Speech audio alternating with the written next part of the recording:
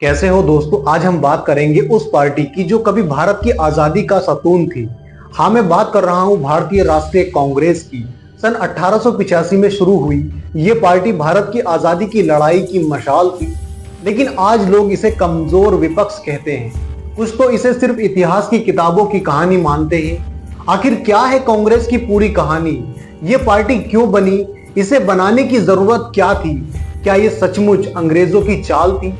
और आज ये कहां खड़ी है? क्या ये सिर्फ नेहरू गांधी परिवार की पार्टी बनकर रह गई या इसका भविष्य अभी बाकी है? चलिए इस कहानी को गहराई से समझते हैं। और हाँ, कमेंट में बताना आप कांग्रेस के बारे में क्या सोचते हैं। बात है 28 दिसंबर सन 1885 की। बॉम्बे का गोकुल दास तेजपाल संस्कृत कॉलेज। यहाँ 72 लोग इकट्ठा हुए। इनमें वकील, पत्रकार और समाज सुधारक थे, जैसे दादा भाई नौरोजी, फिरोज शाह मेहता और व्योमेश चंद्र बनर्जी। ये थी भारतीय राष्ट्रीय कांग्रेस की पहली मीटिंग। इसकी चेयरमैनशिप की थी व्योमेश चंद्र बनर्जी ने, जो पहले भारतीय ICS अधिकारी थे, यानी इंडियन सिविल सर्विस। लेकिन इस कहानी का एक और किरदार है, एलन ऑक्टेवियन ह्यूम यानी AO ह्यूम, एक ब्रिटिश ICS यानी इंडियन सिविल सर्विस अधिकारी थे।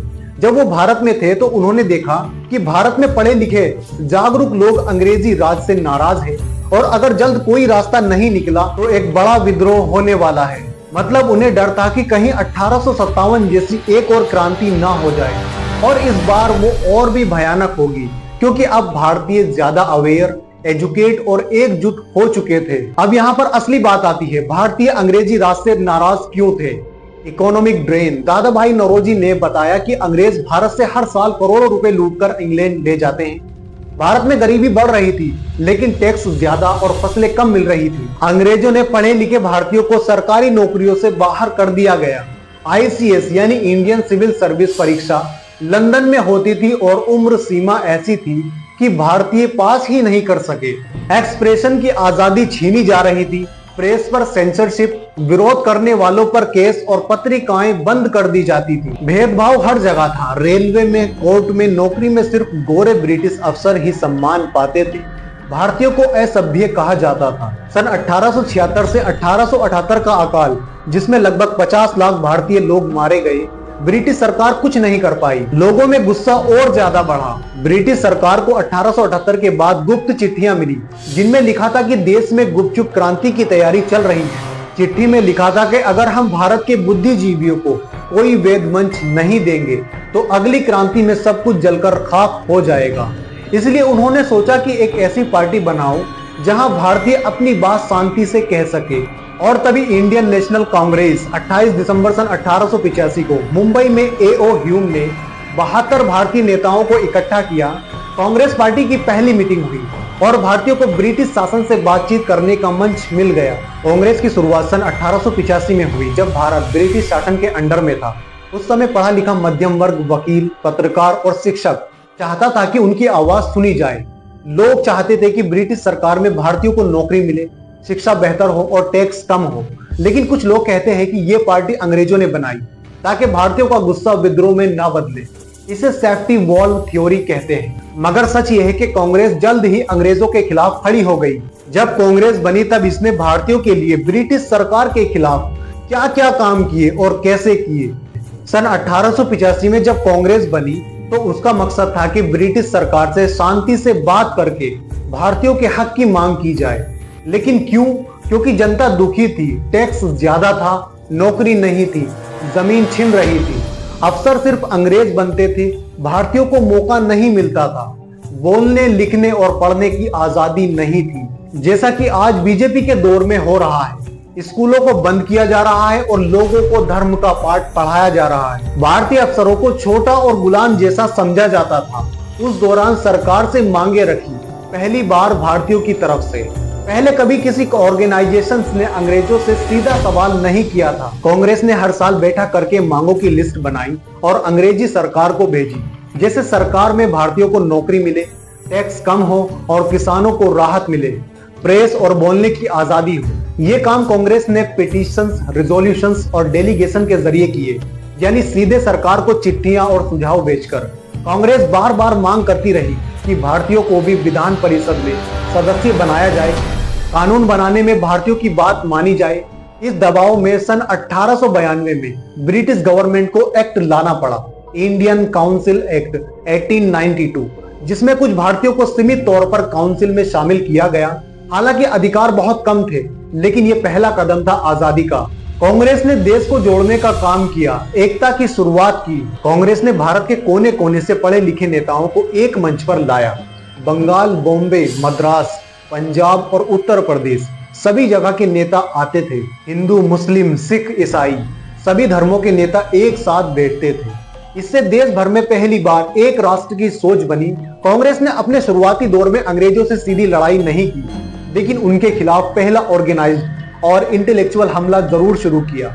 ये वो लोग थे जो शब्द, तर्क और सच्चाई के बल पर लड़े। ये लड़ाई नरमी से लेकिन साहस के साथ लड़ी गई, और यही बना वो पहला कदम जिससे आजादी की लड़ाई की शुरुआत हुई। शुरुआत में कांग्रेस बहुत नरम थी। इसके नेता, जिन्हें मॉडरेट्स कहा जाता था, ब्रिटिश सरकार से सुधारों की मांग करते थे। जैसे गोपाल कृष्ण गोखले, वो कहते थे हमें धीरे धीरे बदलाव चाहिए, ब्रिटिश सरकार को समझाओ, भारतीयों को नौकरियां दे, शिक्षा बेहतर करे। लेकिन कुछ नेताओं को ये रास्ता बहुत धीमा लगा, जैसे बाल गंगाधर तिलक, लाला लाजपत राय और बिपिन चंद्र पाल। इन्हें एक्सट्रीमिस्ट कहा गया। तिलक ने तो खुलकर नारा दिया, स्वराज मेरा जन्म सिद्ध अधिकार है और मैं इसे लेकर रहूंगा। सन 1905 में बंगाल विभाजन के खिलाफ आंदोलन ने कांग्रेस को और आक्रामक बनाया। सन 1907 में सूरत में कांग्रेस का अधिवेशन हुआ, जहां मॉडरेट्स और एक्सट्रीमिस्ट में इतना बड़ा झगड़ा हुआ कि पार्टी दो हिस्सों में बंट गई। यानी सन 1907 में कांग्रेस इसलिए टूटी क्योंकि गर्मपंथी नेता अंग्रेजों से सीधा संघर्ष चाहते थे, जबकि नरमपंथी नेता सिर्फ शांति से सुधार मांग रहे थे। जब दोनों गुटों में अध्यक्ष को लेकर लड़ाई हुई तो पार्टी दो हिस्सों में बंट गई। यही वो मोड़ था जहां कांग्रेस सिर्फ एक मांग करने वाली पार्टी से बदलकर एक आंदोलनकारी पार्टी बनने की दिशा में बढ़ी। सन 1915 में महात्मा गांधी दक्षिण अफ्रीका से भारत लौटे और कांग्रेस की तस्वीर बदल गई। उससे पहले कांग्रेस में ज्यादातर पढ़े लिखे लोग थे, वकील, प्रोफेसर, लेकिन गांधी जी ने इसे आम लोगों की पार्टी बनाया। गांव-गांव तक पहुंच गए। उनकी अहिंसा और सत्याग्रह की नीति ने लाखों लोगों को जोड़ा। सन 1920 में असहयोग आंदोलन शुरू हुआ, जिसका मकसद था अंग्रेजों के स्कूल, कॉलेज और कपड़ों को छोड़ना। सन 1930 में नमक सत्याग्रह हुआ, जब गांधी जी ने दांडी में नमक बनाकर ब्रिटिश कानून तोड़ा। इसका मकसद था अंग्रेजों की नाजायज नीतियों का शांतिपूर्ण विरोध करना और लोगों को आजादी के लिए जगाना। और फिर 1942 में भारत छोड़ो आंदोलन, ये आजादी की लड़ाई का टर्निंग पॉइंट था। लेकिन इस दौरान मुस्लिम लीग के साथ टकराव बढ़ा। लीग का कहना था कि कांग्रेस सिर्फ हिंदुओं की बात करती है। 1940 में लाहौर प्रस्ताव में लीग ने अलग पाकिस्तान की मांग रखी। अब यहाँ पर एक सवाल उठता है, अगर पाकिस्तान की मांग सन 1940 में रख दी गई थी तो भारत छोड़ो आंदोलन तो 1942 में आया। फिर कैसे कहा जा सकता है कि मुस्लिम लीग ने भारत छोड़ो आंदोलन का विरोध किया? सही लॉजिक ये है कि पाकिस्तान की मांग सन 1940 में आ चुकी थी, यानी मुस्लिम लीग पहले से ही एक अलग देश की सोच बना चुकी थी। और उसकी सबसे बड़ी वजह डिवाइडेड एंड रूल, यानी फूट डालो और राज करो। अंग्रेजों को डर था कि अगर हिंदू मुस्लिम एक हो गए तो उनका राज खत्म हो जाएगा। इसीलिए अंग्रेजों ने जानबूझकर मुस्लिम लीग को बढ़ावा दिया, कांग्रेस को बदनाम किया और दोनों के बीच शक की दीवार खड़ी की। कांग्रेस कहती रही हम सबको आजादी चाहिए, हिंदू, मुस्लिम, सिख, ईसाई सबको। लेकिन अंग्रेजों ने मुस्लिम लीग को बढ़ावा दिया और स्पेशल ट्रीटमेंट दिया, उन्हें अलग से मनाया, बातचीत की और कांग्रेस को किनारे रखा, जिसके नतीजे में भारत छोड़ो आंदोलन तो दबा दिया गया, लेकिन हिंदू मुस्लिम फूट इतनी बढ़ गई कि 1947 में भारत और पाकिस्तान का बंटवारा हो गया। सन 1947 में आजादी मिली और कांग्रेस भारत की सबसे बड़ी पार्टी बन गई। जवाहरलाल नेहरू सन 1947 से 1964 तक प्रधानमंत्री रहे। उन्होंने भारत को आधुनिक बनाने का सपना देखा, पंचवर्षीय योजनाएं शुरू की, जिनसे बांध, कारखाने और स्कूल बने। सन 1966 में लाल बहादुर शास्त्री के बाद इंदिरा गांधी आई। इंदिरा ने 1969 में 14 बैंकों का राष्ट्रीयकरण किया ताकि गरीबों को लोन मिल सके। लेकिन 1975 में आपातकाल ने उनकी छवि को नुकसान पहुंचाया। आपातकाल सन 1975 में तब लगाया गया जब कोर्ट ने इंदिरा गांधी का चुनाव रद्द कर दिया और उनकी कुर्सी खतरे में पड़ गई। उसी वक्त देश भर में जयप्रकाश नारायण का आंदोलन चल रहा था, जो एक क्रांतिकारी थे, जिससे इंदिरा गांधी को डर हुआ कि सरकार गिर जाएगी। उन्होंने देश में अंदरूनी खतरा है, कहकर इमरजेंसी डिक्लेयर कर दी। इस दौरान प्रेस की आजादी छीनी गई, हजारों नेताओं को जेल में डाला गया, विरोध पर रोक लगा दी गई। संजय गांधी के कहने पर जबरन नसबंदी करवाई गई, लोगों के घर तोड़े गए, जनता की बोलने, लिखने और सोचने की आजादी पूरी तरह खत्म कर दी गई थी। ये दौर भारत के लोकतंत्र का सबसे अंधेरा और डरावना समय माना जाता है। लोगों ने इसे लोकतंत्र की हत्या कहा। फिर 1984 में ऑपरेशन ब्लू स्टार हुआ, जब स्वर्ण मंदिर में खालिस्तान आतंकियों के खिलाफ सेना भेजी गई। इसके बाद इंदिरा गांधी की हत्या और सिख दंगों ने कांग्रेस को विवादों में घेर लिया। सन 1980 के दशक के अंत में कांग्रेस की मुश्किलें बढ़ी। सन 1987 में बोफोर्स घोटाले ने राजीव गांधी की साफ छवि को दागदार किया। ये एक तोप सौदा था जिसमें घूस के आरोप लगे। सन 1991 में नरसिंह राव की सरकार आई। उन्होंने मनमोहन सिंह के साथ मिलकर आर्थिक सुधार किए।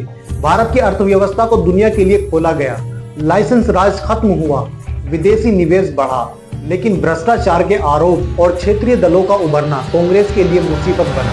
सन 1996 में कांग्रेस सत्ता से बाहर हो गई। सन 2004 में कांग्रेस ने यूपीए यानी यूनाइटेड प्रोग्रेसिव अलायंस गठबंधन बनाया और सत्ता में आई। सोनिया गांधी ने मनमोहन सिंह को पीएम बनाया।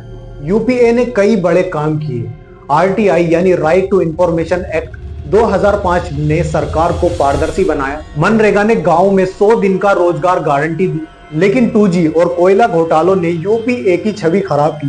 सोनिया गांधी की विदेशी मूल की वजह से वो पीएम नहीं बनी, जिस पर खूब विवाद हुआ। 2014 और 2019 में कांग्रेस बुरी तरह हारी। 2014 में उसे सिर्फ 44 सीटें मिली। क्यों? पहला, मोदी लहर, बीजेपी की मजबूत मार्केटिंग और राष्ट्रवाद की बात ने जनता को खींचा। दूसरा, राहुल गांधी की पप्पू छवि जो सोशल मीडिया पर बनाई गई।